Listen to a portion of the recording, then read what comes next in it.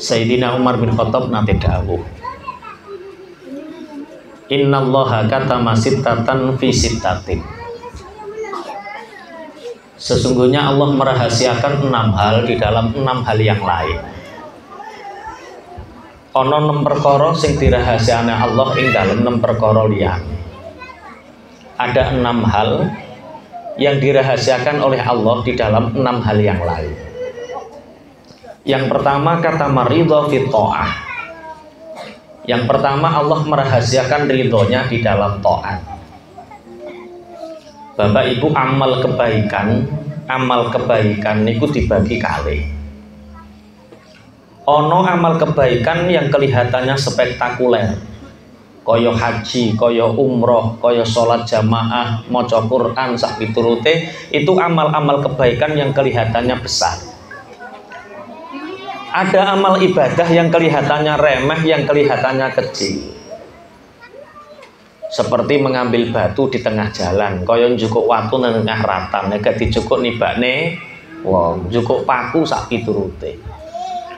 Najan kula jenengan ahli nglakoni ibadah-ibadah sing ketoke gedhe, walaupun kita ahli melakukan amal ibadah yang kelihatannya besar, ojo remehke amal ibadah sing ketoke cilik. Sapa nyono amal ibadah sing ketoke cilik niku justru nyebabno ridhone Gusti.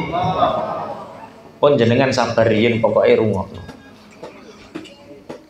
Niki sing lanang ning kene ngono terahe sepi, sing wedok ning kono dadi cah cilik-cilik umyeke ning mburi kono. Tapi mboten napa-napa engko ora turu-turu dhewe. Engko ora turu-turu dhewe, pun kersane. Nggih. Tekon dine cerita mau. Ojo remehke amal ibadah senajan ketoke cilik. Sapa nyono amal ibadah sing ketoke cilik niku justru nyebabno ridhone Gusti Allah. Bu, jenengan najan ahli sholat jamaah, Pak, jenengan walaupun ahli sholat jamaah, ahli maca Quran, ahli tahajud, tolong nek ketemu tangga mesemo. Kalau ketemu tetangga tersenyumlah. Sapa nyono klebu swargane sampean ora sebab tahajud, ora sebab posone, ora sebab jamaah. Sapa nyono klebu swargane sampean sebab mesem.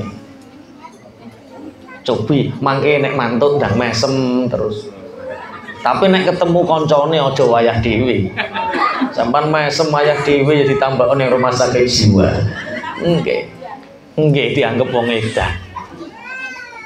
Saya pernah membaca satu hikayat, satu cerita setelah beliau Sayyidina Umar bin Khattab meninggal. Salah satu putra beliau ada yang bermimpi bertemu dengan beliau, bertanya, ya Abi, ma fa'alallahu bika? Bapak, apa yang diperbuat Allah terhadapmu? Biridohu, aku diridhoi nak. Sebab apa Bapak diridhoi? Apa sebab jihad? Apa sebab qiyamul lail? Apa sebab sholat dan lain sebagainya? Sayyidina Umar bin Khattab jawab, nak, saya diridhoi Allah, aku diridhoi Allah sebab aku pernah jalan-jalan melaku-melaku neng fikakil Madinah, neng tritise kutha Madinah. Tritis, ngerti tritis nggih? Apa bahasa Indonesia nih? Ya wis mbah ngono kuwi pokoke. Ngertiku tritis. Jalan-jalan neng tritise kutha Madinah, ketemu karo bocah cilik. Ketemu sama anak kecil, bocah cilik niki dolanan manuk. Bahasa Arabe dolanan manuk usfur. Manuk usfur nek basa Bojonegoro jenenge manuk emprit. Nek cara Papua ngriki napa? Manuk cilik panganane gabah beras niku manuk napa? Oh, ora ana manuk gereja. Manuk gereja saiki padha mualaf. Ya wis pokoke mirip-mirip iki. Manuk emprit. Manuk emprit burung pipit ini sama anak kecil dibuat mainan. Sikile ditaleni, terus diberke nek wis dhuwur dibatek ceblok, diberke nek wis dhuwur dibatek ceblok, ngoten terus. Melihat itu Sayyidina Umar bin Khattab teringat sabda Nabi, irhamu man fil ardi yarhamkum man fis sama. Welaso kabeh makhluk ning bumi, Gusti Allah lan penduduk langit kabeh bakal welas. Nah, dalam khalifah. Burung pipitmu tak beline, nak. Berapa khalifah? Satu danik, cara ngriki nggih 10.000, 10.000. Mboten khalifah, kula pun kadung seneng. 2 danik nak 20.000 mboten, 10 danik nak 100.000 mboten khalifah, kula pun kadung seneng. Ya wis nak tak beli mahal. Berapa khalifah? 1 dirham. 1 dirham itu kalau dirupiahkan senilai 2 gram emas. Jadi kalau kita baca kitab, baca buku ada kata-kata dirham, itu 1 dirham itu nilainya 2 gram emas. 1 gram sakniki pinten, Pak? Sing ora jawab ora tau nukokno bojone. Mosok wong sakmono kae sing jawab mung loro tok. 1 juta. Kalau 1 gram 1 juta berarti 2 gram 2 juta. Mboten khalifah kula pun kadung seneng. Ya wis nak tak beli paling mahal. Kalau ini nggak dikasih, nggak usah tak beli. Berapa khalifah? 1 dinar. 1 dinar itu senilai 4 gram emas. Jadi kalau 1 gram 1 juta, 4 gram 4 juta. Monggo khalifah panjenengan tumbas. Dibeli saya sama Sayyidina Umar bin Khattab. Uang dikasihkan anak kecil ini, burung pipit ini sama Sayyidina Umar bin Khattab, talinya dilepas kemudian diculke mano ompret. Gara-gara melepaskan burung itu loh nak, gara-gara ngeculke mano ompret itu loh nak, semua amal ibadahku diterima oleh Allah. Sholatku diterima, jihadku diterima, puasaku diterima, semua amal solehku diterima oleh Allah gara-gara melepaskan burung pipit. Ojo remeh ke keapian najan cilik, sapa nyono keapian cilik niku justru nyebabno ridhone Gusti Allah. Monggo nek kepingin praktek nek ana wong kok duwe manuk dan padha diculke. Nek kepingin praktek. Sing pertama. Sing nomor kalih wa katamal ghadaba fil ma'asi, yang kedua Allah merahasiakan murkanya di dalam maksiat. Bapak Ibu, sama dengan kebaikan, dosa juga ada 2. Ada dosa besar, ada dosa kecil. Dosa besar itu contohnya syirik, nyembah selain Allah, zina, mudamminul khamri, minum-minuman keras, uququl walidain, berani kepada orang tua, riba dan lain sebagainya. Ada dosa kecil. Apa bedanya dosa besar dengan dosa kecil? Ibnu Abbas pernah ditanya, apa bedane dosa gede karo dosa cilik? Ibnu Abbas menjawab, dosa besar adalah dosa yang disebutkan oleh Allah di dalam Al-Quran. Setiap dosa yang disebutkan oleh Allah di dalam Al-Quran itu dosa besar. Ada dosa kecil, berarti dosa kecil itu dosa yang tidak disebutkan Al-Quran. Contohnya apa bu dosa cilik? Contohnya ora tau nglakoni dosa wong kene. Nggih, napa Pak? Dosa cilik contohnya napa? Rasan-rasan. Oh, rasan-rasan iku dosa gede.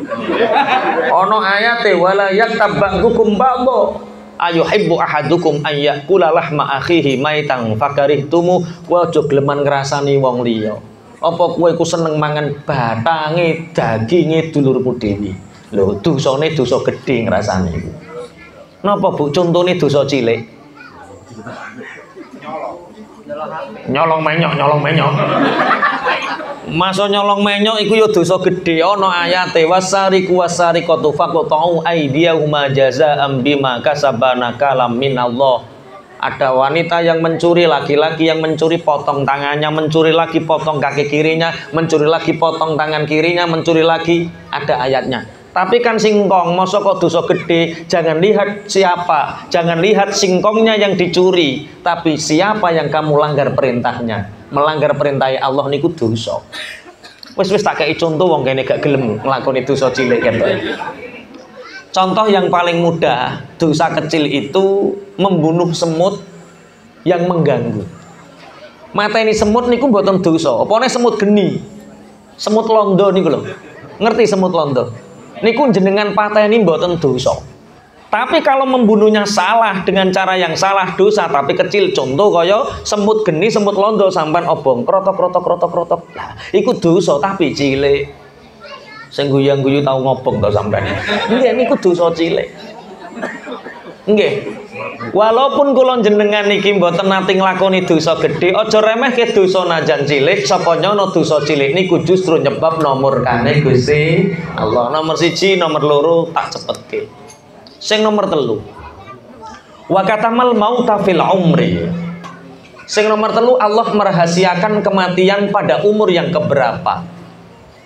Bapak ibu wong nyambut gawe urung karuan nek sugih, wong sekolah ngaji durung karuan nek pinter, tapi kalau orang hidup pasti mati.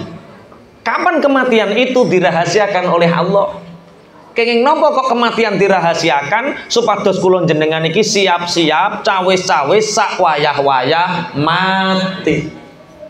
Ngeten iki mangke mantuk enten sing mati nggih mboten ngertos. Kula nate ngeten iki Pak Zainal, pangapunten pelek ngeten iki. Nggih pengajian ya rada ngirit ngene iki padha wae ra ono panggunge ra ono apa ya terpal. Padha persis padha, Pak. Nggih. Teng desa sing Bojonegoro ngerti, Kecamatan Sumberjo, Desa Margo Agung. Ngeten iki. Lho jenengan Margo Agung. Wah, neng kono ono kiai jenenge Pak Yai Sunan. Ngimami tahlil, badhe ngimami tahlil sambutan. Badhe sambutan, Pak Yai Sunan niku ningali ana wong niku senden ponakane ngeten. Senden ngeten. Ditegur kali Pak Yai Sunan, "Kak, sampean disendeni Pak D dari tadi kok enggak kesel-kesel?" Pun kersane Pak Yai, Pak D kula niki badhe panen, mangke nek Pak Tuhan munggah, Pak Tuhan ngaji mangke kula gugahi. Sambutan malih, badhe sambutan, tapi Pak D mu kok pucet ya ngoten. Akhirnya Pak Yai Sunan mboten tatak, mik disalehke, piyambake mandhap, "Kak, sampean coba pindah." Larene niki pindah. Pak D tasik ndeteng ngeten. Disenggol ambruk Pak, ditinggali ya Allah innalillahi wa inna sampun mboten enten ambekane, sampun kapundhut. Hati-hati sing senden-senden aja gelemen senden. Ono wong wayah ngaji senden mati wono. Nggih. Soale mati niku enggak peduli panggonan, Pak. Ono wong wayah teng masjid mati nggih saged, eneng sing teng Sabin nggih saged, teng pundi-pundi nggih saged. Mati niku sak wayah-wayah, ora ono sing ngerti. Bocah cilik mati ya pantes, bocah nom rawan mati ya pantes, wong tua ya pantes, kabeh pantes, Pak. Kula nate teng Kecamatan Kalitidu. Wah, iki Kalitidu nggih. Nggih. Kecamatan Kalitidu. Ana desa jenenge Wadang. Sakniki nderek Kecamatan Ngasem. Nggih plek ngeten iki, cuma sing jalur ning ngarep. Sing estri teng mriko rada ngados. Soale ya cah cilik-cilik mesti ngrameni. Dadi nggih. Plek ngoten niku pas wayah khusuk-khusuke. Pas wayah guyon wong-wong ya do guyu. Lah enten tiyang setunggal wayahe guyu nggih mboten guyu, wayahe diceritani ndiluk mawon ngeten. Lah moro-morone kula ambruk belek ngoten. Bareng ditangekne ya Allah pun kapundhut. Kula tanglet niku sinten? Mbah Mudin ngoten teruse. Niki Mbah Mudin sinten? Teng pundi? Mboten teng ngarep nggih. Oh aman. Teng wingging tasih aman.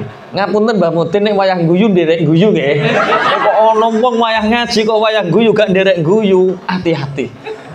Nggih. Mati niku ngoten niku. Kematian itu dirahasiakan oleh Allah supados kula jenengan iki siap-siap cawis-cawis sak wayah-wayah mati. Rasulullah niku lahir teng Mekah, berjuang teng Mekah 13 tahun tapi kapundhute teng Madinah. Iso uga wong Bojonegoro hijrah teng Papua, kapundhute teng Papua ngriki. Bisa jadi. Wong enten kok wong Lamongan niku lho, wong Lamongan kapundhut teng Bojonegoro enten. Enten teng tiyang Lamongan enten teng mriki. Mboten. Enten tiyang Lamongan niku kapundhut teng Bojonegoro pas wayah musim panen, Pak. Teng mriko rak tandurane pari. Lah wong Lamongan iki gadah sapi niku rade kathah, pas wayah telas pakan sapine. Ngejak kernete, ayo Kak, njukuk damen, ngerti damen nggih? Bahasa Indonesia ini napa? Jerami. Ah, ambil jerami di Bojonegoro. Bawa truk, Pak. Bawa dugi napa Bojonegoro ngusungi damen, ngusungi jerami niki diusungi teng truk. Kernet kalih sopir. Ditaleni Pak, empun rapet, empun kebek terus rokokan teng ngandhap rokok. Jere sopire, "Kak, apa leh Mas? Timbang rokokan nang ngisor kesuwen, nanti kelamaan pulangnya terlalu malam." Lah piye Mas? Ayo rokokan ning dhuwur ae karo tak pancale, engko teko Lamongan kersane mboten kedalon. Ya wis Mas, ayo rokokan Pak ning ngarep. Karo dipancal karo rokokan, dipancal karo rokokan. Sopir tangklet kernet disauri, sopir tangklet kernet disauri, sampai Kecamatan Sumberjo, sampai Dugi Talun. Setiap ditanya mboten jawab, setiap ditanya mboten jawab. Buareng dugi mburno, kendaraan serati sepi, terus sopir niki melengak. Ternyata rokok ini ngecos tangane, Pak. Ngecos tangane digugah, lek rokokmu lo ngecos tanganmu. Ternyata rokoknya durung mati, wonge wis mati, Pak. Hati-hati sing rokokan lho ya. Ono wong wayah rokokan mati niku ono. Hati-hati, ono sing langsung digubah ngene ora. Iki mau cerita tok bahwa kematian niku tekane sak wayah ora peduli panggonan, ora peduli. Lah terus kapan kematian kita? Dirahasiakan oleh Allah supados kula jenengan iki siap-siap cawis-cawis sak wayah-wayah mati. Tapi ngeten, ada cerita Israiliyat. Cerita Israiliyat niku jenengan percaya nggih angsal, mboten percaya nggih angsal. Terus Kanjeng Nabi kalau ada cerita Israiliyat, la tusaddiquhu wa la tukadzibu. Jangan engkau dustakan dan jangan engkau benarkan. Pokoknya nggo cerita-ceritanan ngono tok. Ngeten, dalam cerita Israiliyat. Nabi yang pertama kali gadah uban itu Nabi Ibrahim alaihissalam. Uban itu rambut putih itu. Nabi Adam boten gadah uwan, Nabi Nuh, Hud, Idris boten gadah uwan. Sing pertama kali gadah uwan itu Nabi Ibrahim alaihissalam. Pertama kali Nabi Ibrahim niki punya uban, beliau munajat sama Allah, ya Allah, saya ini punya penyakit apa ya Allah, kok sampai rambut saya berwarna putih. Dalam munajatnya Nabi Ibrahim dijawab, wahai Ibrahim, itu bukan penyakit. Wa asyaib, itu adalah uban. Wa dhaiful a'zam, dan itu adalah tamu yang agung. Wa rasuli, dan itu adalah utusanku. Utusan untuk apa ya Allah? Utusan untuk mengingatkanmu wahai Ibrahim, antal maut, antal maut, antal maut. Utusan yang mengingatkanmu Ibrahim bahwa engkau akan mati, engkau akan mati, engkau akan mati. Jadi Bapak Ibu, setiap hari wan iki bengok-bengok kue ape mati. Kue ape mati. Niki nek masih 1-2 bengok-bengoke masih jarang-jarang, Pak. Kue ape mati, kue ape mati. Kue ape mati. Kalau sudah 3 rade kerep, kue ape mati, kue ape mati, kue ape mati. Kue ape mati, kue ape mati, kue ape tambah kerep. Lah nek wis jenggote barang iku wis wanen, Pak. Ku tambah nemen kerep lah. Iki pun kerep ngeten iki pun dileng nek Allah. Ku ape mati ya Allah. Tolong yang ubannya sudah banyak, jangan pernah meninggalkan masjid musola. Salat jamaah sing wekel, maca Quran sing wekel, jenengan pun dileng nek Allah, kowe ape mati. Tapi kalau ada orang mukmin yang ubannya banyak, itu tanda dicintai Allah. Ada orang mukmin ubannya banyak, itu tanda dicintai Allah. Dalam kitab Sahih Bukhari juz 2, Rasulullah pernah menceritakan ada 2 orang yang saling masuk surga. Kedua-duanya ada di dalam surga. Cuma beda. Yang satu di dalam tubuhnya banyak perhiasan, banyak hiasan-hiasan yang mempesona. Sehingga yang satu ini gawok. Kak, heran. Ono sing gak ngerti gawok. Iki asli dudu wong Bojonegoro. Heran. Yang satu itu heran. Oh, nek wong Madura gak ngerti gawok. Mboten ngerti, Ustaz. Ngertos. Nek ustate pengalaman ya ngerti. Nggih, nek sing ngopine adoh gak ngerti. Heran. Yang satu ini heran, Kak. Apa yang menyebabkan kakak itu di surga kok penuh perhiasan? Amal apa yang engkau kerjakan? Ini yang satu menjawab, ini bukan karena amal, Kak. Lah karena apa? Ini adalah pengganti ubanku di dunia. Jadi semakin orang ubannya banyak, itu semakin dia di surga nanti banyak perhiasan. Allahumma amin.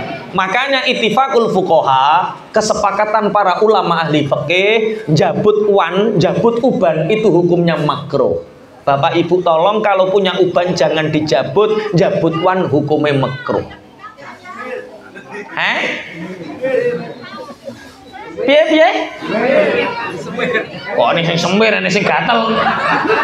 Iki aku bokon nerangno mati apa semir gatel? Dibahas pisan sekalian.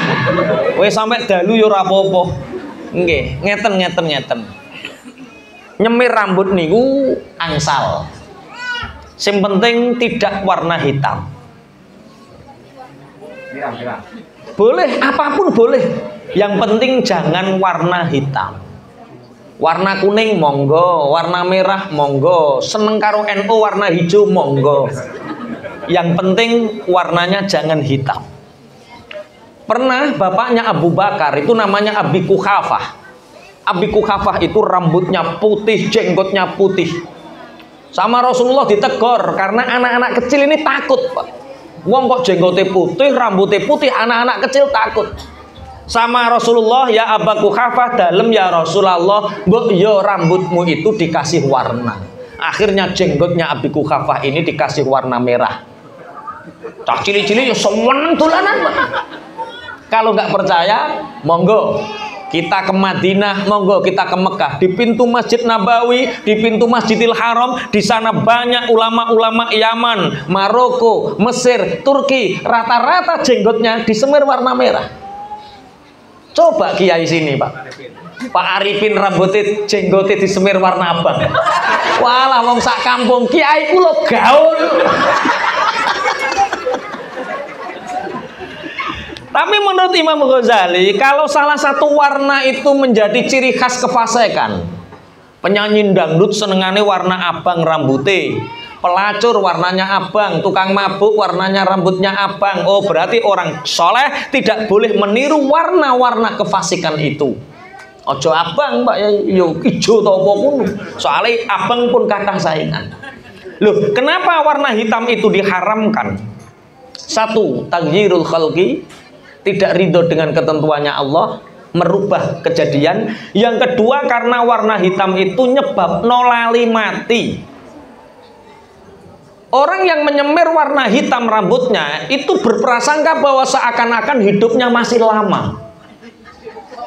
Sehingga orang yang lupa akan kematian itu seneng maksiat, kendel maksiat. Karena apa? Prasane matine ijek suwe. Setiap orang yang mengingat kematian Bapak Ibu itu takut untuk melakukan dosa. Contoh, ada seorang pejabat diajak korupsi sama temannya. Kemudian pas wayah pegang polpen untuk tanda tangan, dadak dia ingat lagi wayah tanda tangan nek mati piye. Kira-kira berani enggak? Enggak berani. Ada orang yang suka mainan HP, kemudian dicek di inbox. Akhirnya chat terus, bareng chat terus. Mas, kok chat terus? Lah gimana, Dek? Ketemuan yuk. Di mana? Di pasar Biak. Wah, jauh, Dek, nggak apa-apa. Lah kenapa? Kalau dekat-dekat sini konangan. Oke, meluncur, Pak, ke sana. Ketemu. Barang ketemu dia ingat akan kematian. Saya kok mendatangi seorang wanita yang bukan mahramnya. Ini haram. Ini kok nek wayah anu mati merkungkung piye? Wani napa mboten sampean? Orang arah wani, Pak. Jadi orang yang berani melakukan dosa itu karena dia menyangka bahwa kematiannya itu masih lama. Terus pun Allahumma sholli ala Muhammad. Sing jawab gatel meng dibahas apa ora? Dibahas pisan. Ya wis. Gatel. Piye nek bahas iki, Pak? Lah wong bahas mati kok kon bahas gatel. Bapak Ibu ngapunten. Setiap sesuatu yang penting itu pasti ada tandanya. Setiap sesuatu yang penting itu pasti ada tandanya. Contoh, Pak Presiden Joko Widodo itu mau berkunjung ke Biak.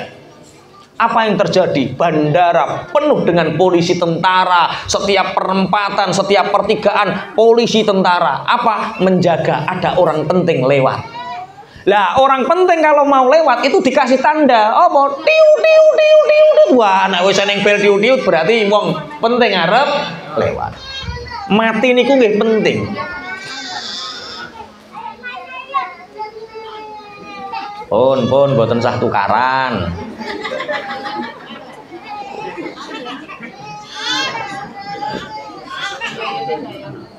Bapak buane melok tukaran aja lho ya. Sing tukaran ben anake wae. Pun. Tekon ndi nek cerita mau. Oh, barang wong penting. Barang nek penting mesti ana tandane. Nek Pak Jokowi liwat, tandane tiut orang penting lewat. Kematian itu juga penting. Makanya kalau ada orang mati masuk mobil, munine piye? Tiut podo. Lah, kalau kematian itu penting, maka sesuatu yang mengingatkan akan kematian itu penting. Uban itu penting. Nek basa usul fikih hukmul wasail ka hukmil maqasid.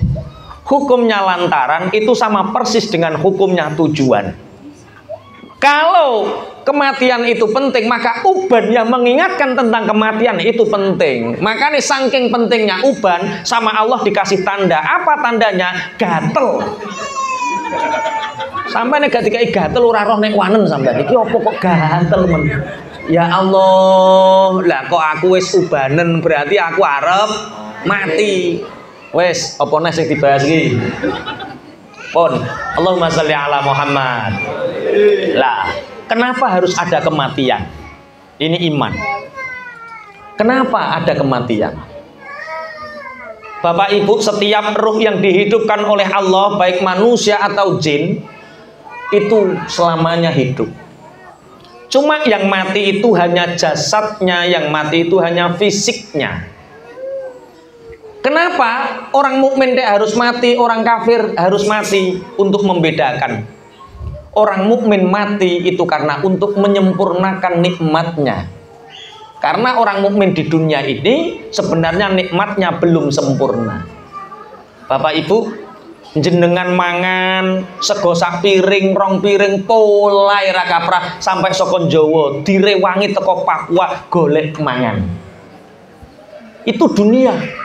Penuh dengan rekoso, penuh dengan perjuangan, itu dunia. Gawe omah ngono tok polai ra kaprah. Besok Bapak Ibu kita mati hanya membawa dua, iman dan amal.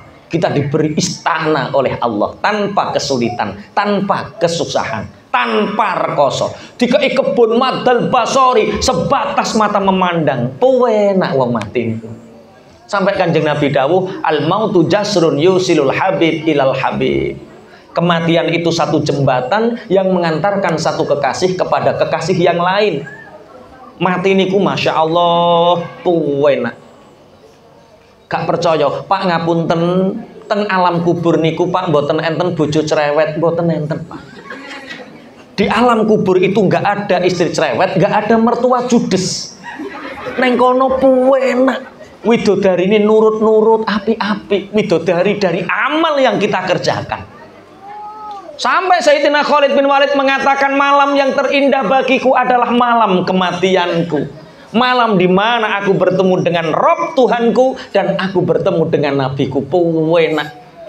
Para nabi, para wali, para kiai do ngrasake nek alam kubur niku penak. Jenengan mboten pengin jajal rong-rong minggu mawon. Modele kok ngono sampean. Nggih ngeten jajal ayo diangen-angen. Apa to penake donya kok sampean betah ning alam donya, apa penake donya jajal? Bu umpami jenengan kalih Gusti Allah diparingi umur dawa, jenengan nyuwun umur dawa pinten? 50 kurang napa mboten? Kurang. Swidak? Kurang. 70? Kurang. 80? Kurang. 90? Ijek eneng sing kurang 100 pas, oke. 100 pas. Pak jenengan umur 100 sampai lah opo sampean? Wong umur 100 ngilonan iku wedi. Iki sapa? Wedi. Lah yo ape mek opo umur 100? Ngeten-ngeten, ning alam donya sing paling enak napa? Mangan sate enak napa mboten? Sate wedhus enak napa mboten? Enak.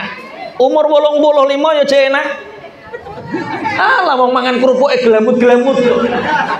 Apa enake ning alam donya wong tambah tuwa niku turu tambah ora tanek, mangan tambah ora enak. Ada satu kenikmatan Bapak Ibu.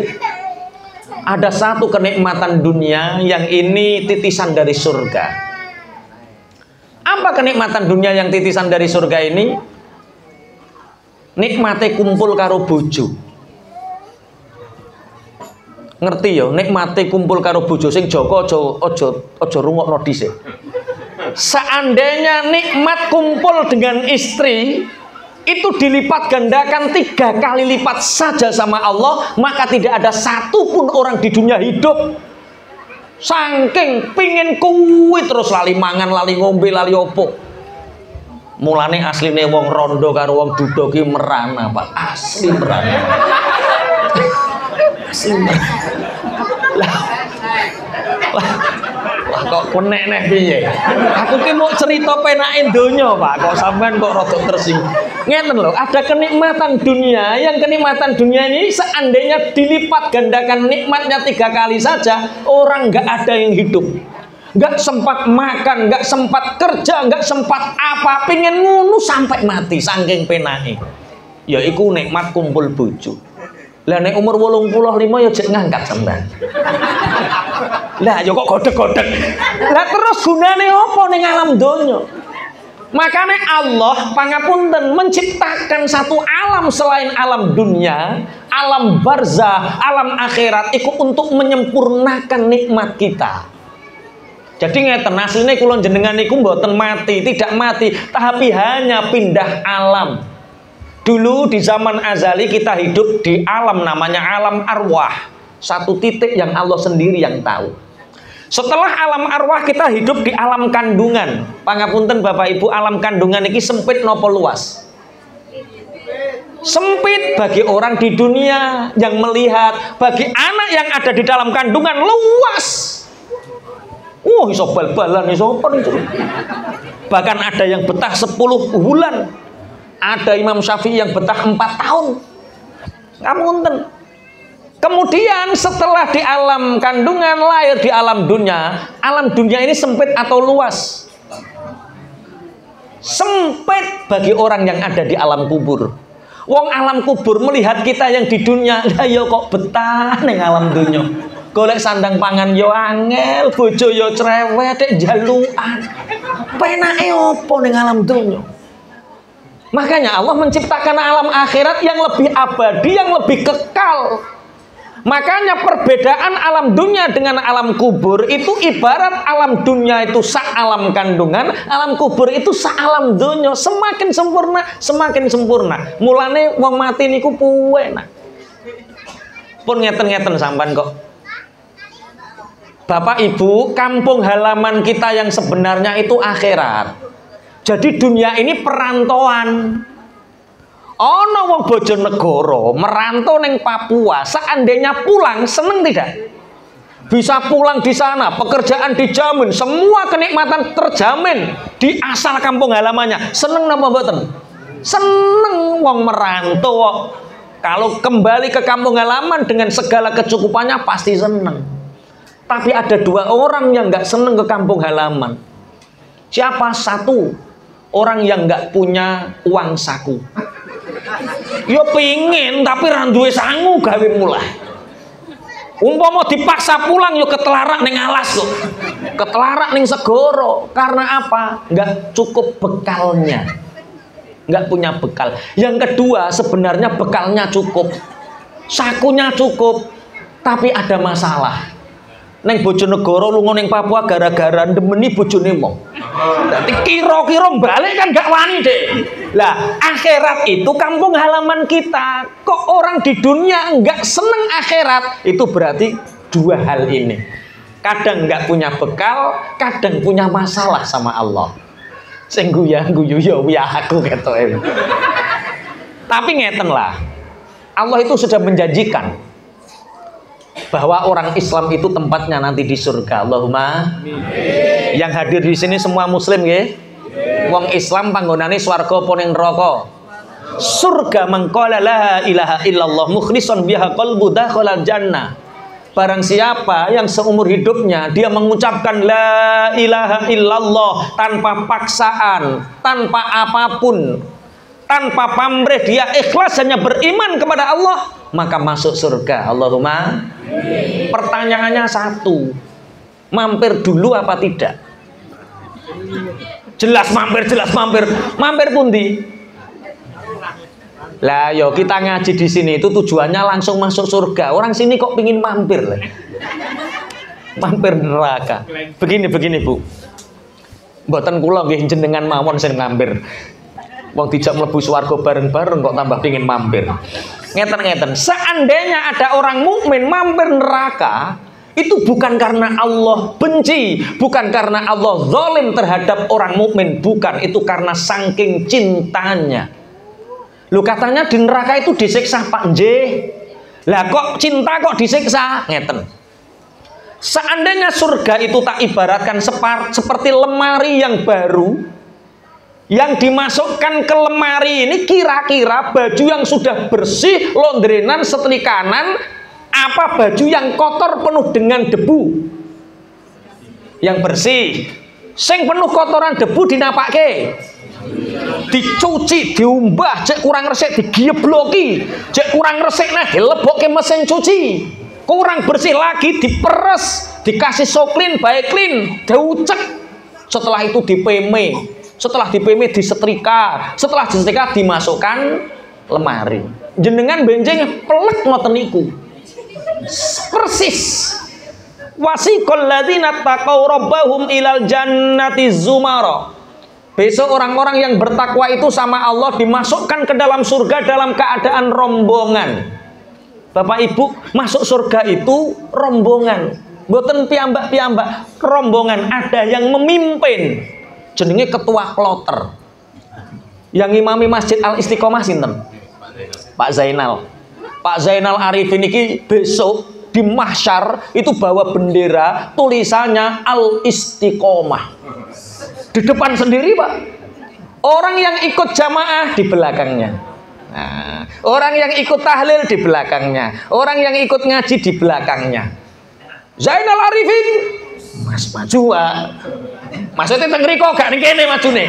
Ning mahsyar kono lho. Ah, dihisab. Oh, antara baik dengan buruknya baik, alhamdulillah masuk surga, Allahumma amin. Jamaah saf pertama masuk surga, Allahumma amin. Ada orang, Pak Zainal, Pak Zainal, saya ikut Pak Zainal, saya tetanggane panjenengan, saya tetanggane panjenengan. Disempar kalau malaikat, ra tau sapa masjid kok melok-melok. Mboten sok. Wasiqal ladzina taqaw rabbahum ilal jannati zumara. Rombongan. Pun besok yang paling cepat masuk surga itu orang-orang melarat, orang-orang miskin. Itu cepat masuk surga. Nggih, orang kaya itu agak lama. Orang miskin itu besok paling cepat masuk surga. Karena apa? Karena nggak ada hisab. Orang miskin di akhirat itu ibarat orang miskin di dunia masuk Indomaret. Wong ra duwe duit kok mlebu ning nggone supermarket. Ya mau klengak-klengok delok tok, klengak-klengok metu wes. Tidak ditanya, tidak dimintai apa-apa, wong enggak punya apa-apa kok mau klengak-klengok tok. Ngisis, Pak. Hah? Pengalaman, Pak. Ngisis, ya ngisis lagi paham aku. Orang miskin di dunia itu ngisis ning dunia itu. Besok di sana dihisab. Gaji suamimu berapa? 50.000 malaikat. Untuk apa? Makan. Sisanya habis surga. Yang kaya-kaya itu agak lama. Karena pertanyaannya hartamu dari mana engkau tasarufkan untuk apa saja. Hitungannya wah banyak pertanyaannya. Pejabat itu lama. RT itu lama loh RT itu. Masuk surganya RT itu agak lama. Mana RT-nya? Wah agak lama, RT RW itu agak lama Pak hisabnya. Karena apa? Menunggu ridhonya orang satu RW satu RT. Terus nanti dihisab antara gaji dengan paidunane tonggo itu lebih banyak mana? Kalau lebih banyak paidunane tonggo surga, Allahumma amin. Dadak giliran jenengan pelek malaikat, saya ini juga makmumnya Pak Zainal. Iya ada catatannya. Malaikat saya juga ikut jamaah. Iya ada catatannya. Saya juga jamaah tahlil. Iya ya ada catatannya. Enggak kok sampean tahan. Kamu punya dosa yang harus dibersihkan. Dosa apa malaikat? Medit lho dosane. Ketika ada pengajian makannya banyak tapi enggak ikut iuran. Kok ajur piye? Lah ya ketika ada acara pengajian makanya banyak tapi nggak ikut. Iya. Nah, gara-gara dosa medit ini digebloki karo malaikat agar dosanya ini rontok, agar dia bisa masuk surga. Ini kejam atau cinta? Cinta. Masih kurang bersih, lempar ke neraka. Diutus-utus nang neraka, dibakar nang neraka. Tapi di neraka nggak ada soklin baiklin. Onone kelaban kores kala jengking. Diutus-utus dibakar, terus dipeme, bar dipeme disetrika, bar disetrika dimasukkan kok lemari ae. Wayahe swarga cek lemari ae. Surga. Inilah yang dimaksud kalimat tauhid la ilaha illallah Muhammadur Rasulullah. Kalimat tauhid yang kita pegang ini diganti dengan uang 1 miliar, dengan uang 1 triliun, diganti dibandingkan dengan dunia seisinya, semua tidak ada nilainya dibandingkan dengan keagungan dan kebesaran la ilaha illallah. Yang pertama, ojo remehke keapian najan cilik.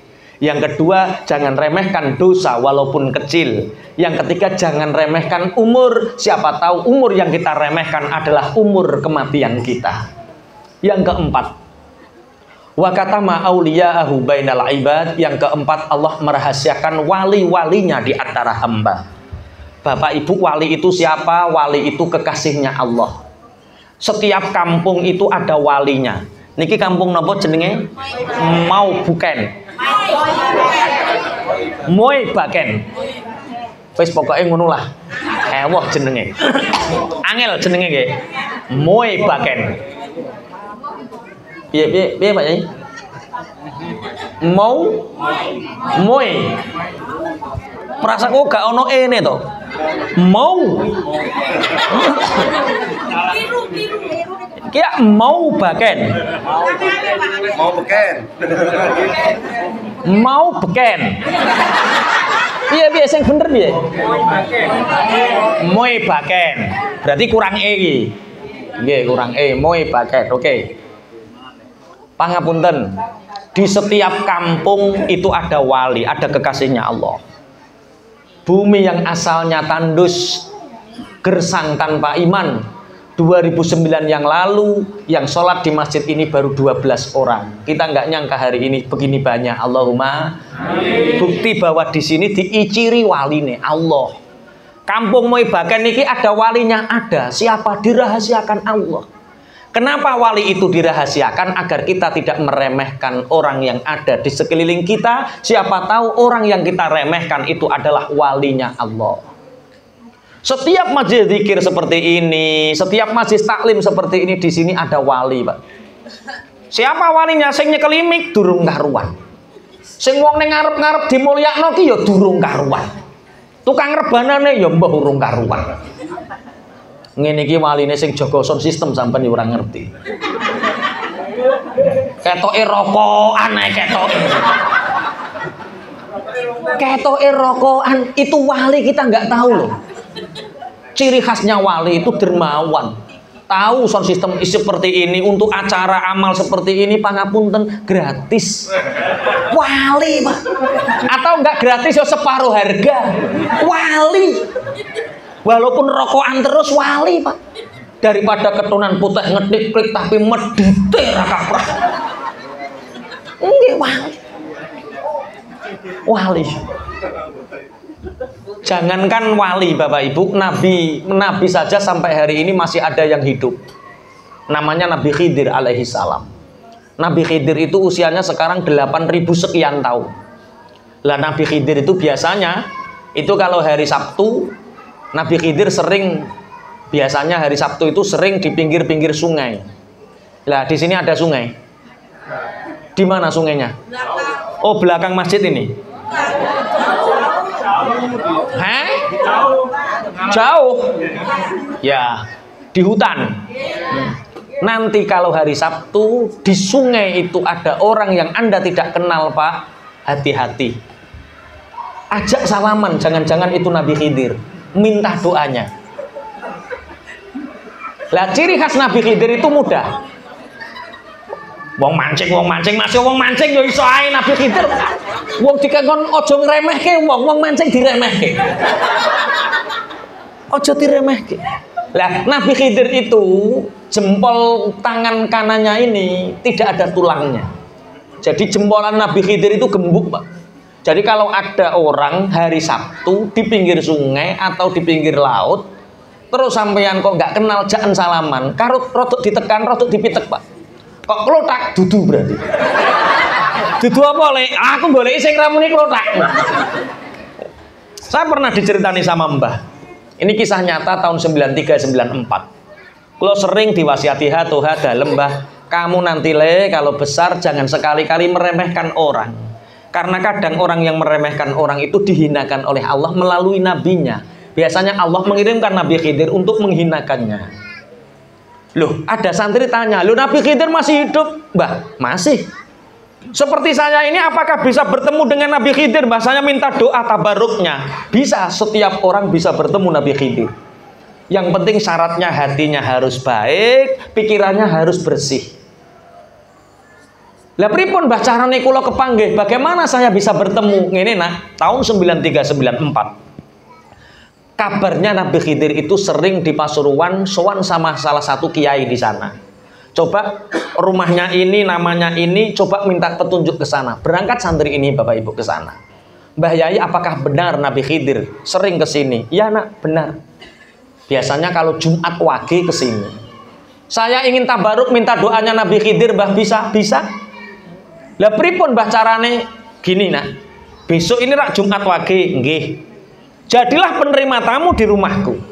Mulai subuh sampai maghrib jadilah penerima tamu. Nanti salah satu tamu yang kamu persilahkan masuk itu Nabi Khidir. Sampai tak kasih tahu, ini loh Nabi Khidir, nak mintalah doa. Wih, seneng santri niki.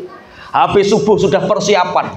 Ada orang hidungnya mancung, jenggotnya panjang, dicucuk tangannya. Jangan-jangan ini Nabi Khidir. Ada orang pakai jubah, pakai sorban, dicucuk nek menawa Nabi Khidir. Ada orang kendaraannya bagus, dicucuk nek menawa Nabi Khidir. Ngoten terus.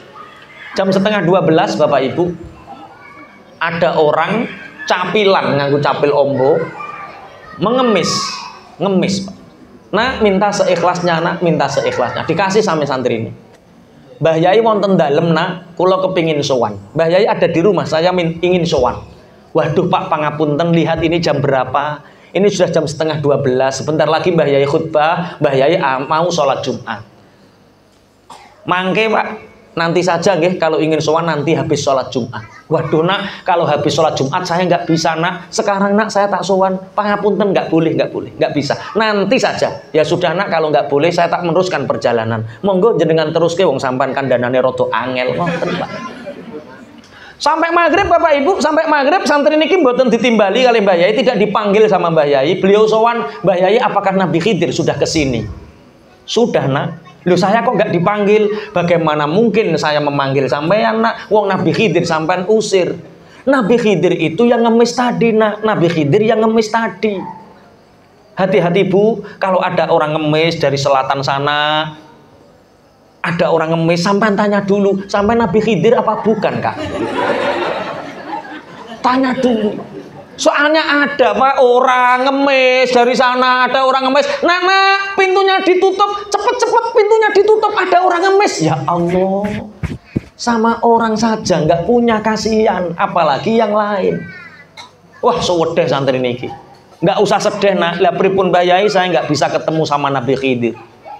Jumat Wage bulan depan. Tapi hatimu ditoto. Sing apik hatimu, sing resik pikiranmu. Ojo gampang ngremehke wong. Jangan pernah meremehkan orang lain.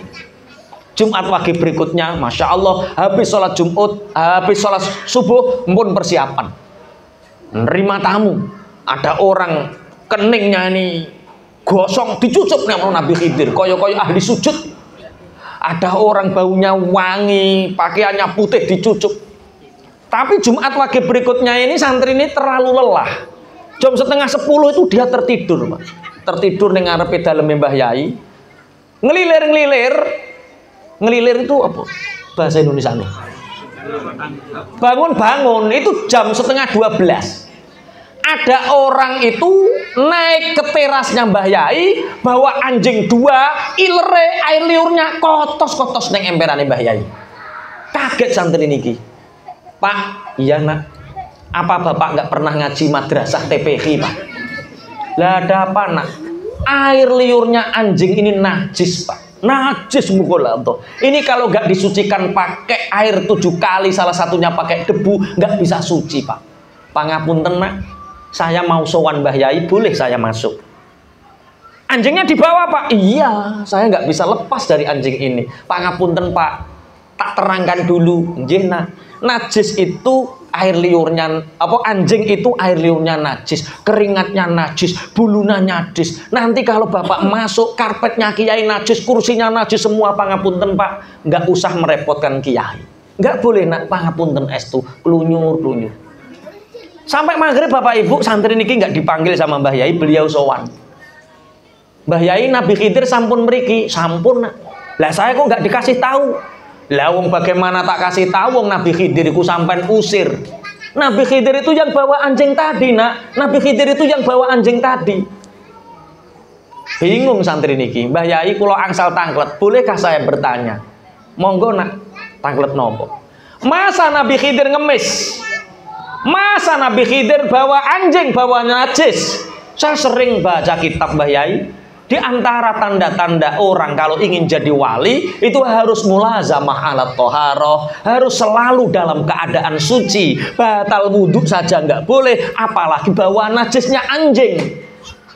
Bapak Ibu, menurut Mbah Yai Pasuruan ini nggak pernah marah, boten nate duko. Ditanya seperti itu, matanya merah, pipinya merah karena menahan amarah dalam dirinya. Nak, tak kandani nak, Mbah Yai. Ngemisnya Nabi Khidir itu tidak menyebabkan Nabi Khidir tidak melakukan dosa. Tidak. Nabi Khidir itu hanya ingin menghilangkan izzatun nafsi, menghilangkan kemuliaan yang ada di dalam dirinya, kemuliaan duniawi, biar tidak terlihat punya jabatan, biar tidak terlihat mulia. Dia hanya ingin menghilangkan izzatun nafsi. Gak dosa, gak opo nak. Kalau najisnya anjing, air liurnya anjing, bulunya anjing, itu bisa disucikan dengan debu, bisa disucikan dengan air 7 kali. Tapi najisnya hatimu dari sifat sombong. Najisnya hatimu saka sifat sombong. Rumangsa luwih apik tinimbang wong liya, iku gak iso disuceni nganggo apa-apa. Paham napa mboten ngoten niku? Maksudnya kiai ini tanya, Pak, teng santri ini paham napa mboten ngoten niku? Kok sampean malah jawab paham. Sing takok sampean niku ya sapa? Dari tadi rak kula centok kiai karo santri ya.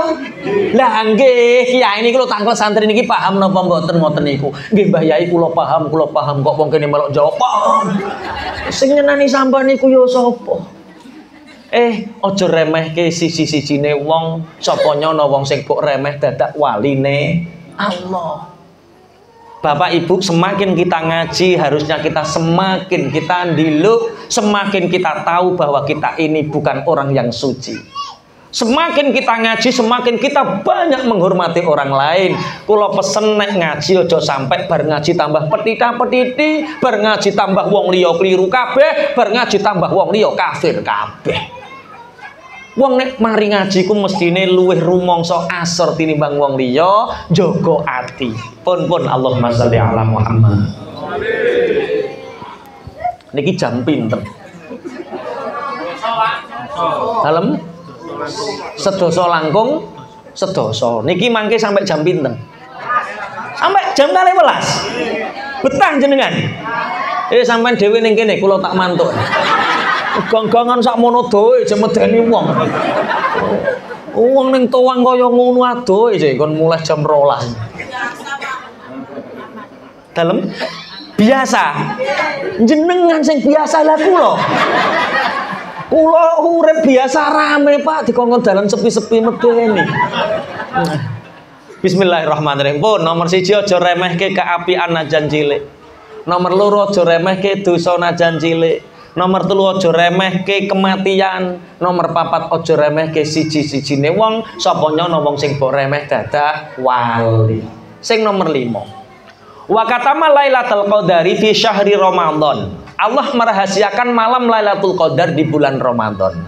Bapak Ibu sekedap malih antawisi pitung dinten malih kula jenengan masuk di bulan Ramadan. Allahumma dibungahno atine, dibombongno atine, muga-muga menangi saged nglampahi keapian ing dalam bulan Ramadan. Allahumma cuma kabarnya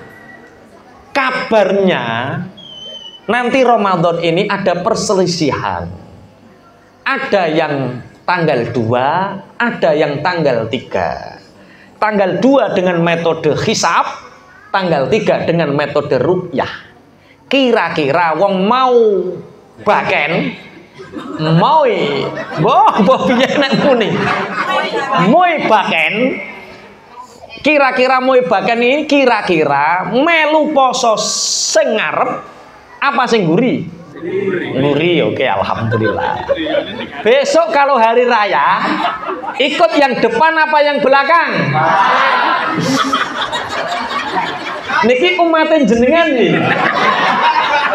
Puenak poso melu sing nguri, riyaya melu sing ngarep. Walah posone sampean mung 28. Pun nek cara kula nderek pemerintah mawon. Pemerintah ngumumno tanggal 2 monggo poso, ngumumno tanggal 3 nggih nderek tanggal 3. Nderek pemerintah mawon pun aman. Wong teng mriki nggih mboten enten sing nderek ru'yah. Napa nek ajeng Ramadan Pak Yai Zainal Arifin inceng-inceng ning dhuwur gunung kono? Nggih mboten nderek pemerintah mawon ngoten nggih. Pun ngeten. Ramadan niki ulan ingkang utama.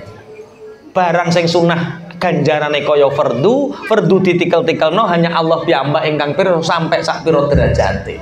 Lah Bapak Ibu, di Ramadan ini ada satu malam yang lebih baik daripada 1000 bulan sing diarani malam Lailatul Qadar. Kenapa malam Lailatul Qadar itu dirahasiakan oleh Allah tanggalnya? Bisa jadi tanggal 1, bisa jadi tanggal 2, bisa jadi tanggal 13, 14. Kenapa malam Lailatul Qadar dirahasiakan? Agar kita semangat mulai awal sampai akhir Ramadan, semangatnya sama. Kalau kita nggak terawih, jangan-jangan ini Lailatul Qadar. Kalau kita nggak tadarus, jangan-jangan ini Lailatul Qadar. Kalau kita nggak bersedekah, jangan-jangan Lailatul Qadar. Kalau kita nggak berbuat baik, jangan-jangan Lailatul Qadar. Sehingga awal sampai akhir semangat terus, sehingga kita akan mendapatkan malam yang utama yang namanya Lailatul Qadar. Tengriki nggih ngoten nggih semangat ngoten nggih awal sampai akhir. Pertama-tama nggih rame ngoten nggih. Semangat nggih.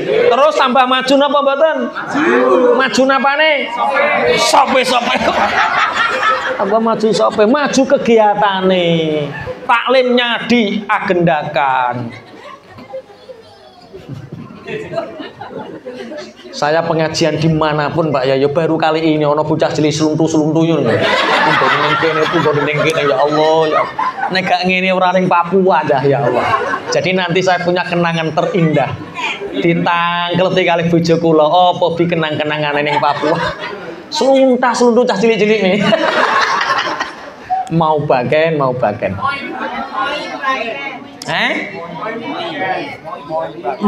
bagen. Iki sing gawe banner kudu tanggung jawab. Moi bagen. Alhamdulillah wis fasih iki, wis fasih.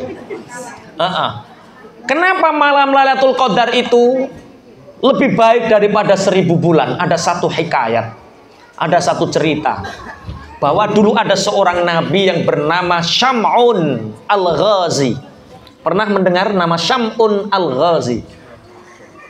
Syam'un Al-Ghazi ini orang yang sakti mandraguna. Dibedil ora tedas, dibaca ora tedas, bahwa kemampuan Syam'un Al-Ghazi itu bisa mengalahkan orang-orang kafir, satu orang bisa mengalahkan 100 orang. Karena kesaktian Syam'un Al-Ghazi.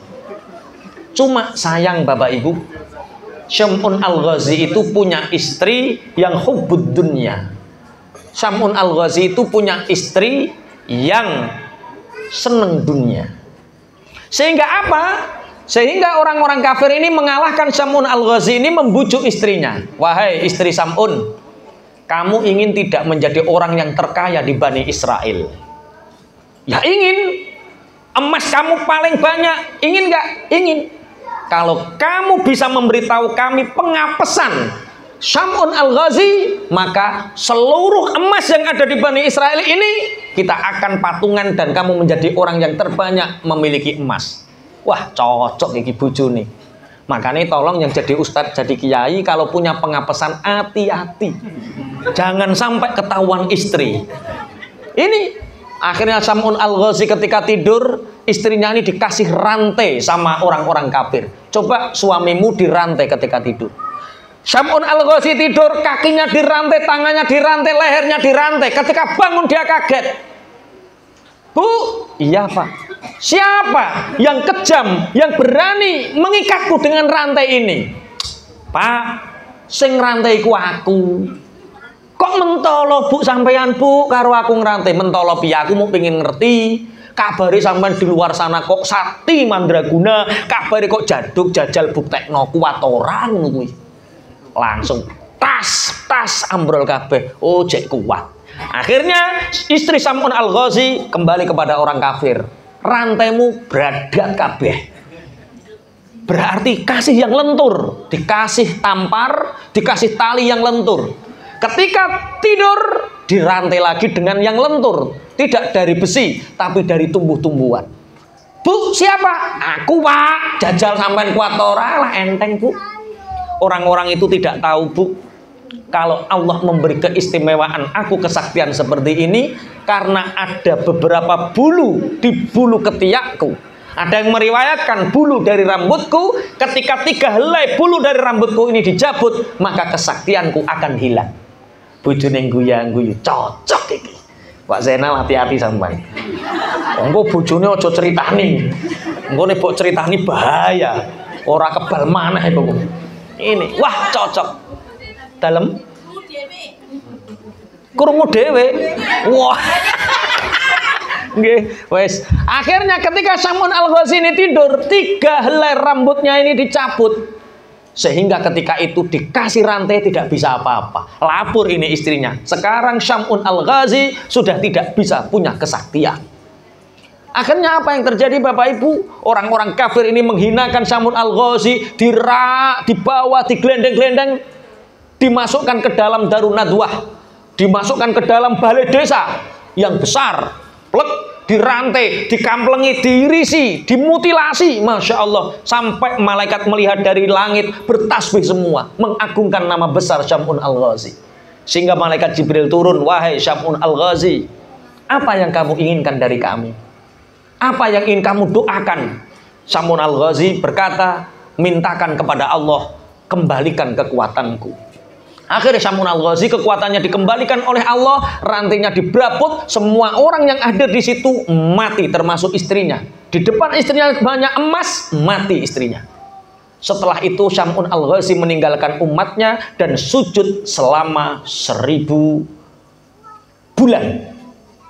Selama 1000 bulan Syam'un Al-Ghazi sujud ibadah tanpa melakukan dosa. Saat itu para sahabat diceritakan oleh Rasulullah menangis. Ya Rasulullah, kita hanya berumur pendek, kita hanya umur 60 sampai 70 tahun. Bagaimana kita bisa nyaingi, bisa mengalahkan amal ibadahnya Syam'un Al-Ghazi yang 1000 bulan beribadah? Karena para sahabat ini menangis, turun ayat, malaikat Jibril turun, inna anzalnahu fi lailatul qadar wa ma adraka ma lailatul qadar lailatul qadri khairum min alfi syahr.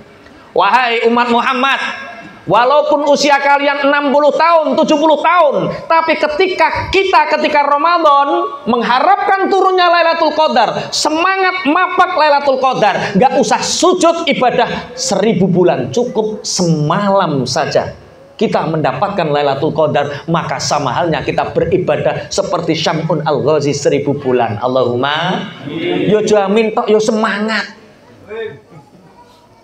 Yang semangat, ora kok semangat wayah bukane tok.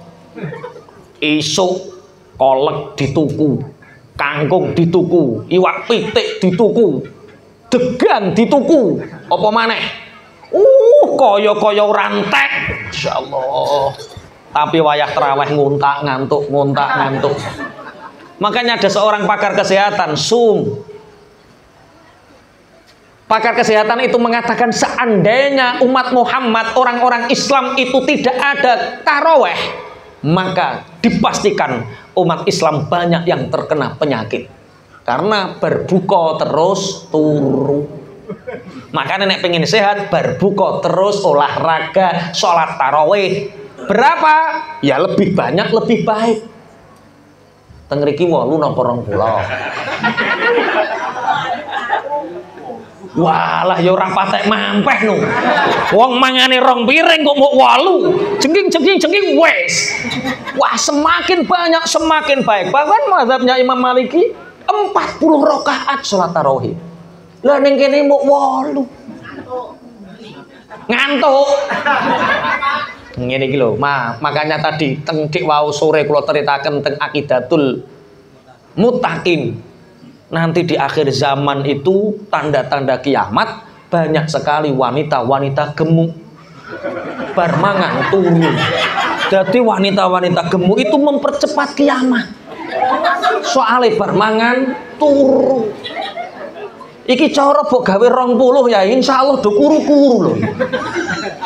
Pun Allahumma sholli ala Muhammad. Jangan pernah meremehkan setiap malam di bulan Ramadan. Siapa tahu malam yang kita remehkan adalah malam di mana Lailatul Qadar diturunkan. Mugi-mugi sedaya angsal Lailatul Qadar. Allahumma amin. Sing semangat aja turu sore, deres Quran ngaji, ibu-ibu aja rasan-rasan. Carane gak ngrasani, nek isuk nek bar blonjo langsung mantuk. Bar taraweh langsung mantuk. Soalnya wong wedok nek wis kumpul, nek wis dikawiti lewi teko ndi-ndi. Le krungu to ora? Apa? Wong mai baken niku lho ana wong sing ape wayoh. Sopo? Dikawiti neh le. Wis pokoknya keren le wis ra iso leren. Pun nomor 1 aja remehke keapian najan cilik. Nomor 2 aja remehke dosa najan cilik. Nomor 3 aja remehke umur, sapa nyono umur sing mbok remeh data umur wayahe mati. Nomor 4 aja remehke siji-sijine wong, sapa nyono wong sing mbok remeh dadak wali. Sing nomor 5 aja remehke siji-sijine dina ing dalem Ramadan, sapa nyono dina sing mbok remeh dadak dina temurune Lailatul Qadar. Masyaallah kiai-kiai pondok Bu, nek wayah Ramadan niku masyaallah mboten enten wekdal istirahat. Turu niku 4 jam pun notok. Bakdo subuh ngajar anak-anak sampai jam 8, istirahat sekedap mangke jam 11 ngajar anak-anak sampai jam setengah 12. Jam setengah 12 mangke berangkat teng masjid ngimami masyarakat. Bakdo niku ngulang ngaji sampai ngaji ngeten niki. Sampai jam setengah kali. Bapak Ibu kula nek mbalah teng Masjid Al-Falah masjid kula niku jam 12 sampai setengah 2. Maca kitab sampai khatam setiap Ramadan. Yang menghadiri 300, 250, 300 orang. Jadi di sini sama di sana banyak di sana padahal niku ngaji harian. Tapi ning kene tak anggap spektakuler lah. Wong tahun 2009 lagi wong 12 kok. Alhamdulillah semakin banyak. Nggih, terus bakdo niku bakdo asar ngajar lari sampai maghrib. Wes bojo rapate duman akhirnya. Dumani bar tarawih ngoten wis keselen, Pak. Ya alhamdulillah. Jadi itu semangat kita, ghirah kita untuk apa? Mendapatkan Lailatul. Nah iso Masjid Al Istiqomah niki dikiyebeki kegiatan. Konco-konco cah nom-nom kei kegiatan. Wong ibu-ibu kei kegiatan. Nopo kegiatane? Sing penting aja kegiatan sing anu, sing apik. Nopo mawon insyaallah. Pun dilanjutaken sing terakhir. Wa katamas sholawatil wusta bainas sholawat. Allah merahasiakan sholatil wusta di antara beberapa sholat. Sholatil wusta niku napa Bapak Ibu? Sholat sing paling utama. Zuhur, asar, maghrib, isya, subuh niku sing paling utama sing pundi?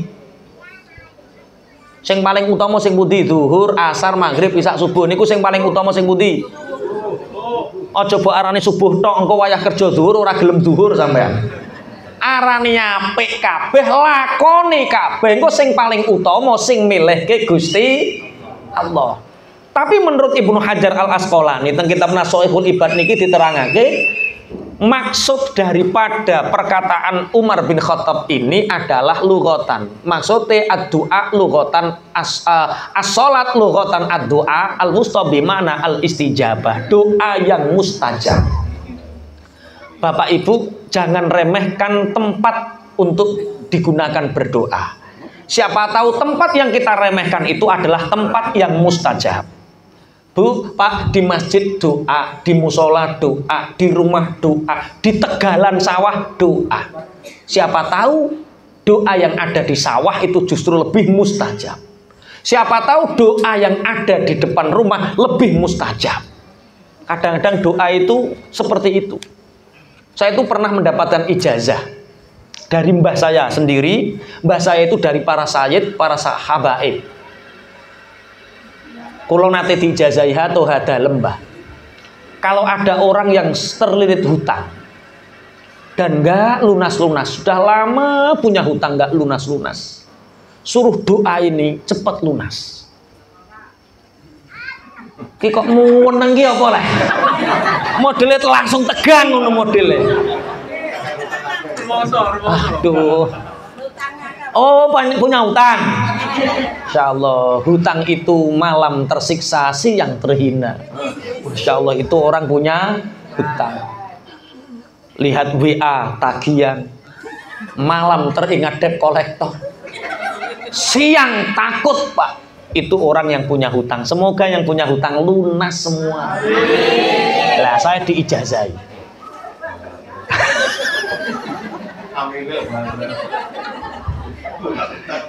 Itu hutangnya yang di Jawa dulu belum lunas.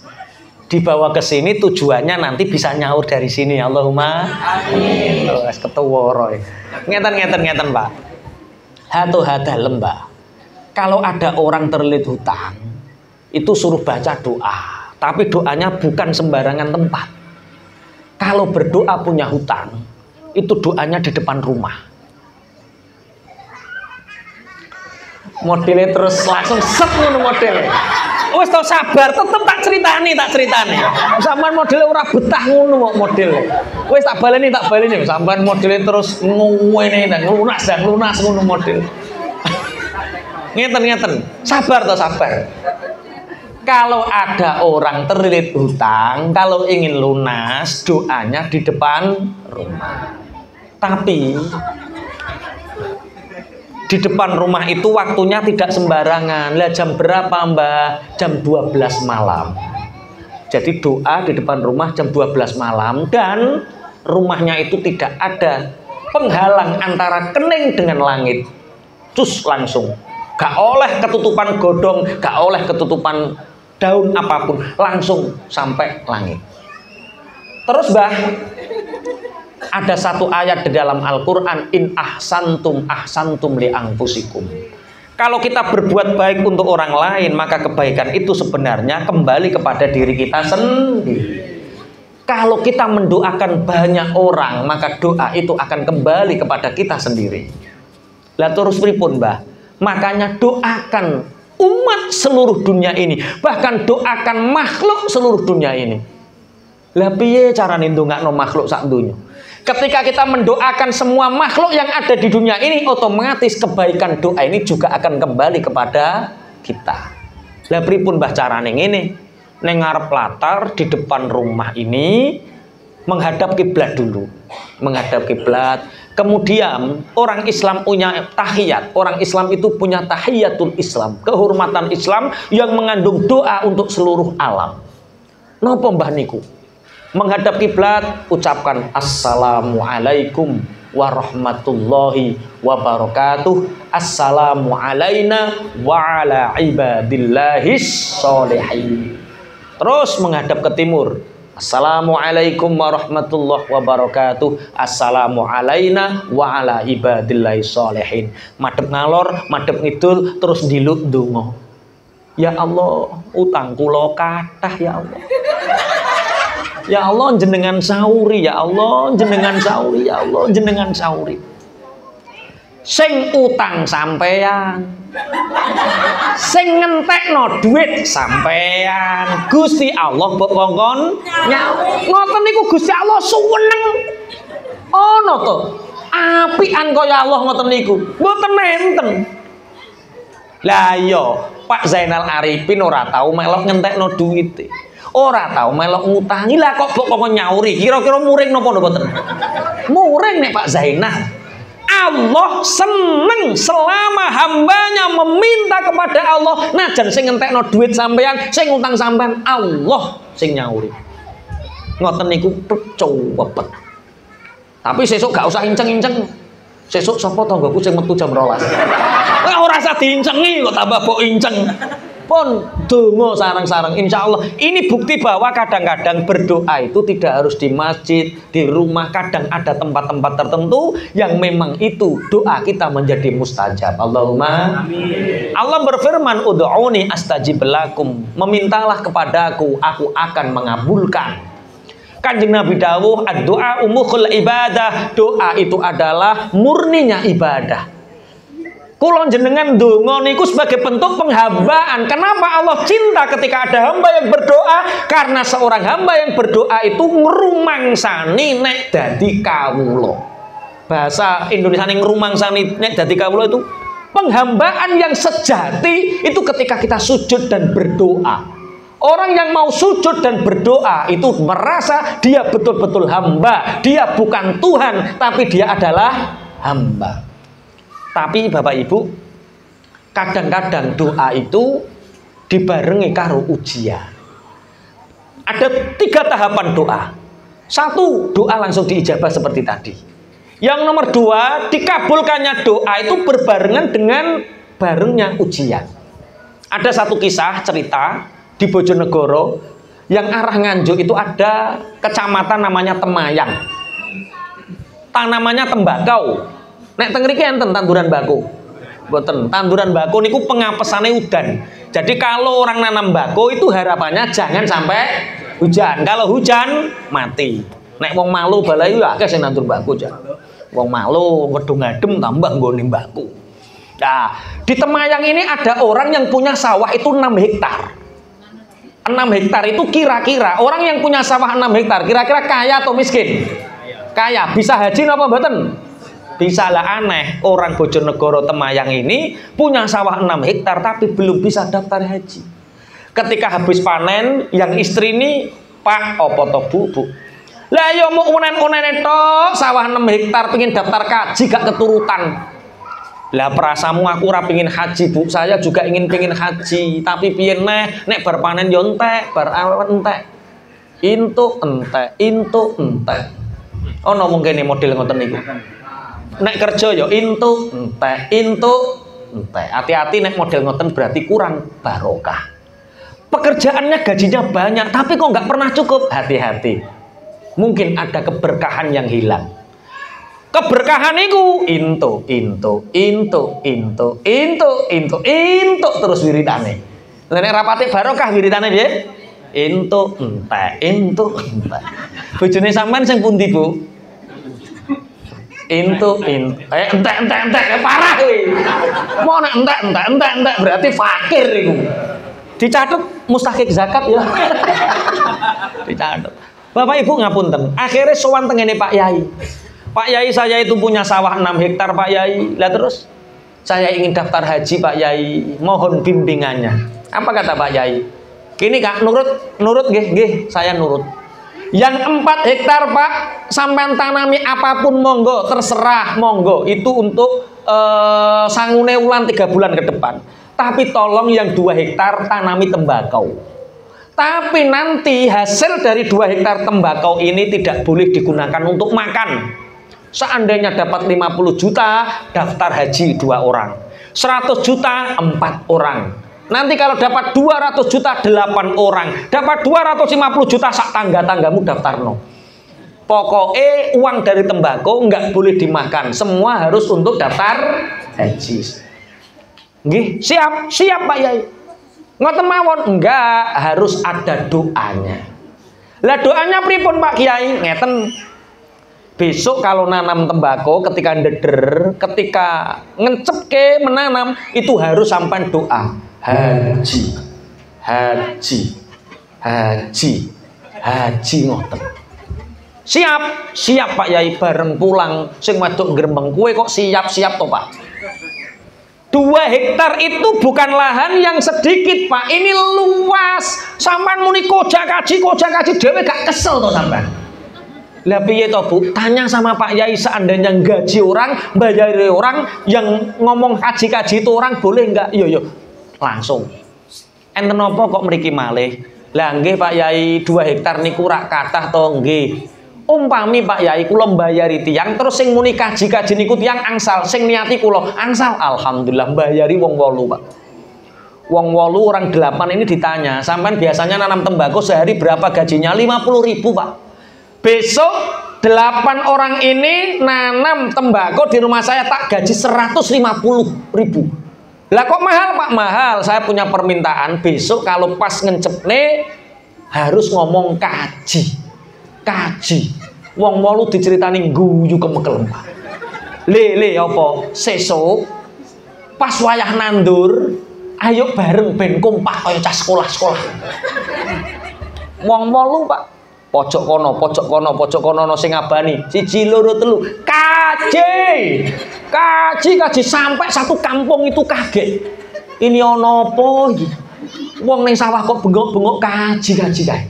Padha ngumpul delok. Kak, nandur bako mbok nandur gak samune koja kaji. Lho ngene iki gajine mahal kok. 150. Lah apa? Lah kuwi lho sing duwe sawah pengin daftar kaji. 2 minggu tembakonya orang-orang itu masih kecil, itu gede dewi Pak. Mambut dungo. 1 bulan gede Pak. Panen itu 2 bulan bagus. Panen pertama, dipetik pertama itu laku 1.500. Lah kok larang 1.500? Yo, ngene iki ora tak nggo mangan kok. Ki tak nggo daftar kaji. Ngene iki lho, bedane wong parek karo kiai ngene iki. Setelah panen pertama Bapak Ibu, hujan 5 hari 5 malam.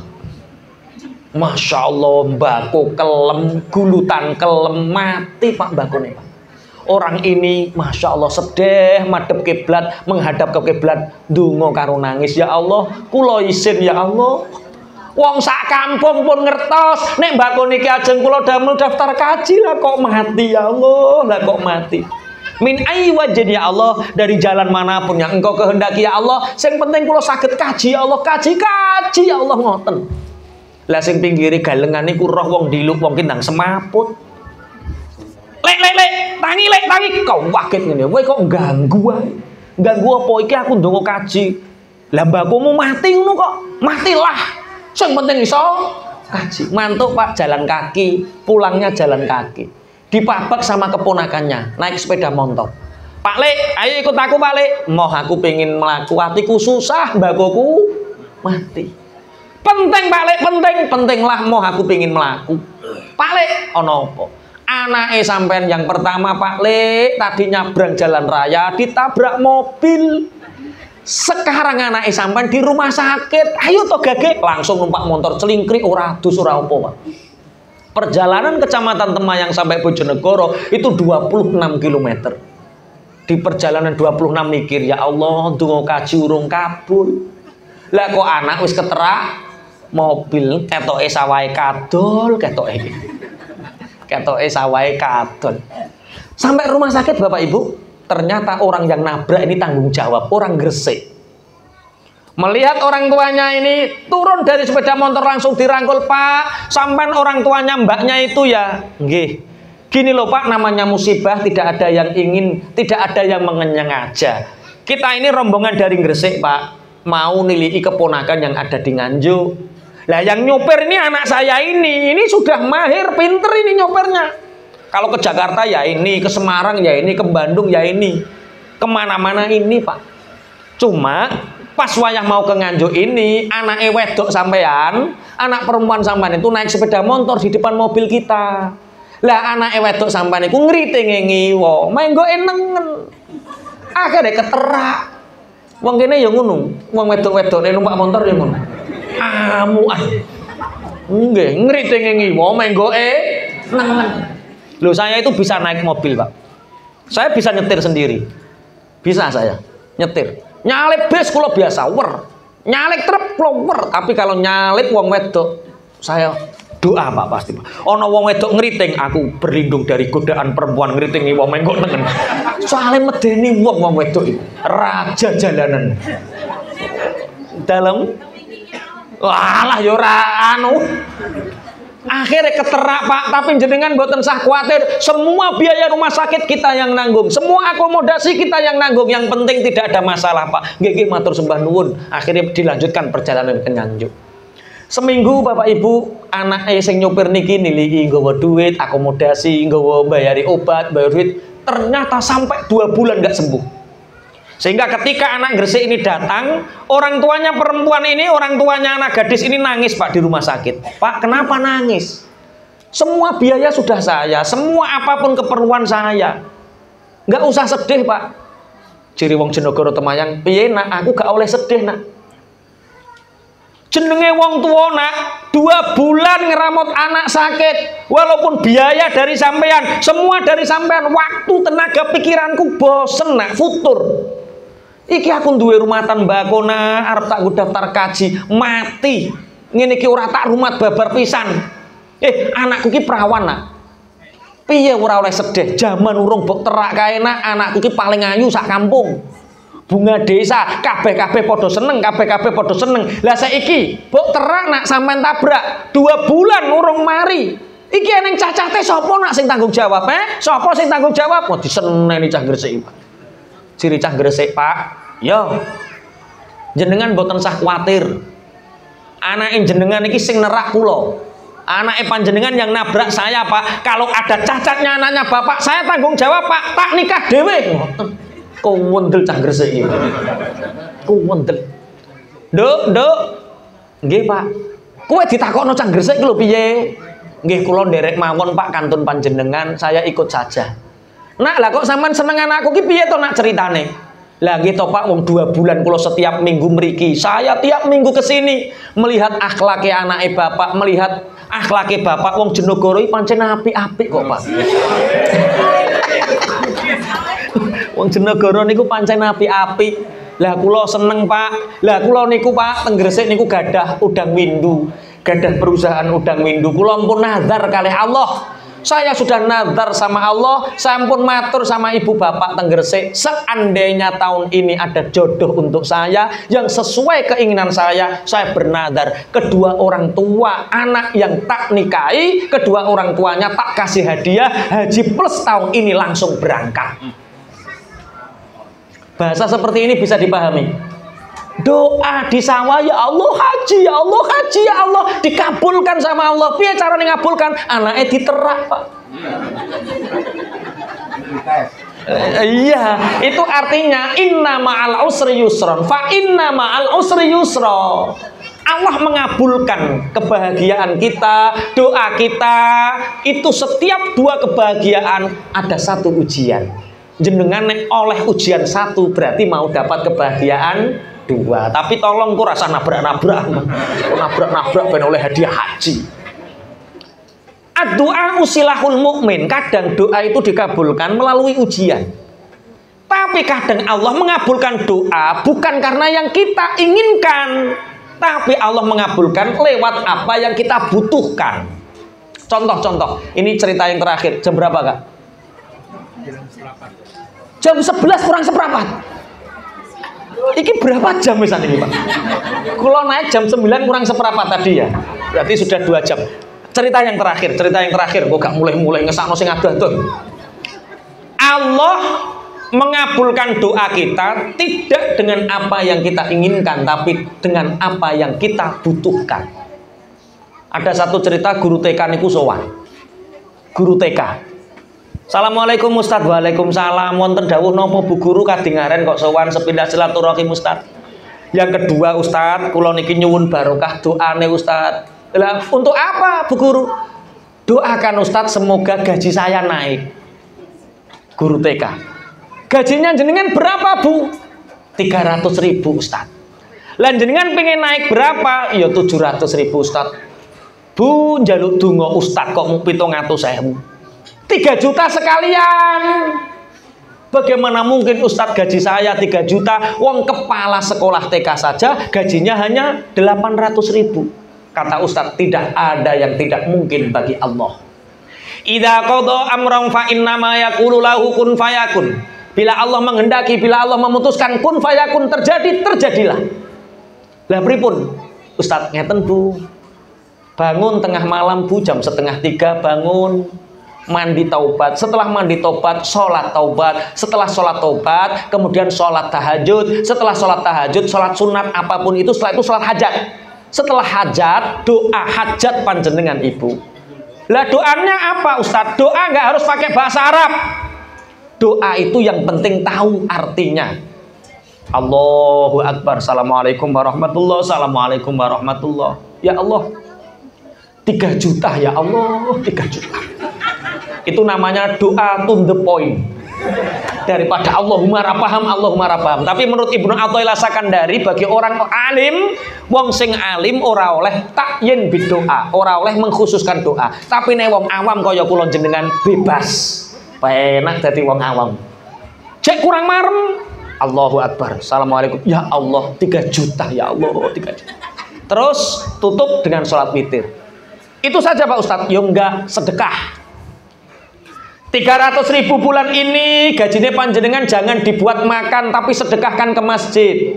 3 bulan apa 1 bulan ke depan 300.000 sedekahkan untuk anak yatim. 3 bulan ke depan yang 300.000 sedekahkan untuk fakir miskin. Pun lampahi Bu, kerjakan, insya Allah gajinya panjenengan naik. Guru TK niki metu alhamdulillah ditungakno Pak Ustadz gitu. Ketoke gajiku mau naik. 3 bulan berlalu, 4 bulan guru TK ini sowan lagi. Assalamualaikum Ustadz. Waalaikumsalam. Wonten dawuh napa Bu Guru? Alhamdulillah Ustadz, namung maringi kabar. Bibarokati doaikum Ustadz, barokah dongane panjenengan gaji saya sekarang naik Ustadz. Pinten Bu Guru? 3.300.000. Masya Allah, kok banyak-banyak. Wong Ustadz mendoakan saya sesuai resep panjenengan Ustadz. Malam saya bangun, sholat tobat, mandi tobat, sholat tahajud, sholat hajat, saya berdoa Ustadz. Setelah 3 bulan berlalu, setelah sedekah juga saya kerjakan Ustadz. 3 bulan berlalu Ustadz, tiba-tiba ada anak pemuda melamar saya Ustadz. Ternyata anak muda ini sudah kerja, gajinya 1 bulan 3 juta. Berarti sekarang gaji saya 3.300.000. Bahasanya teniki paham napa mboten? Ketika kita berdoa, Allah tidak langsung mengabulkan kondur langit belah mboten. Tapi Allah mencukupi apa kebutuhan kita. Bahasanya teniki saged dipahami nggih? Nggih, mugi-mugi Gusti Allah maringi ridho kula panjenengan sedaya. Al-Fatihah. Bismillahirrahmanirrahim. Alhamdulillahirabbil alamin.